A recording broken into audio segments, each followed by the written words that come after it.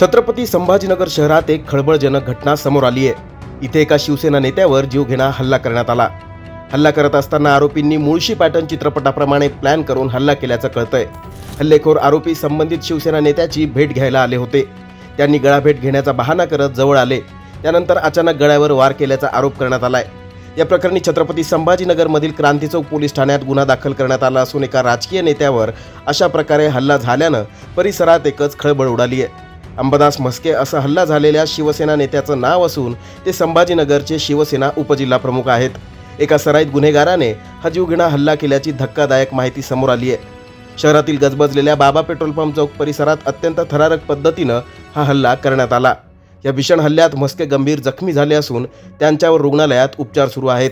काल रात्री 11:30 वाजता बाबा पेट्रोल पंप महावीर चौकात ट्रॅव्हल एजन्सीच्या समोर एक चाकू हल्ला झालेली घटना घडलेली आहे. त्यामध्ये अंबादास म्हस्के नावाची व्यक्ती जखमी आहे. त्यांच्यावरती औषध उपचार चालू आहे आणि राम बोडके नावाच्या आरोपीनं त्याच्यावरती चाकू हल्ला केलेला आहे.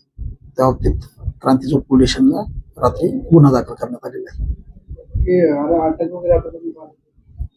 त्यामध्ये अटक नाहीये, कारण तो आरोपी पण जखमी आहे. त्याच्यावरती औषध उपचार चालू आहेत.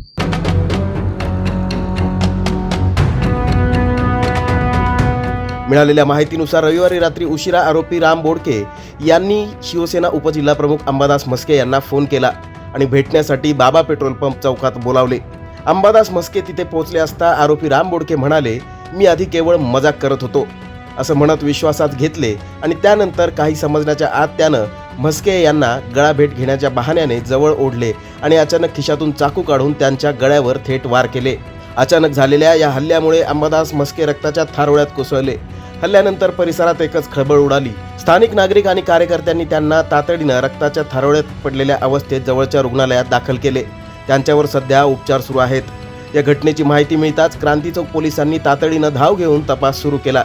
पोलिसांनी दिलेल्या माहितीनुसार अंबादास म्हस्के यांच्यावर हल्ला करणारा मुख्य आरोपी राम बोडके हा परिसरातील सराईत गुन्हेगार आहे.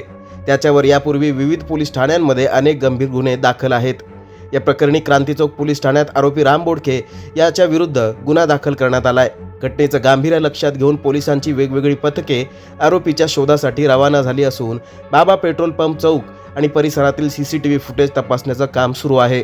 हल्ला नेमका कोणत्या कारणातून झाला याचा शोध पोलीस घेत आहेत.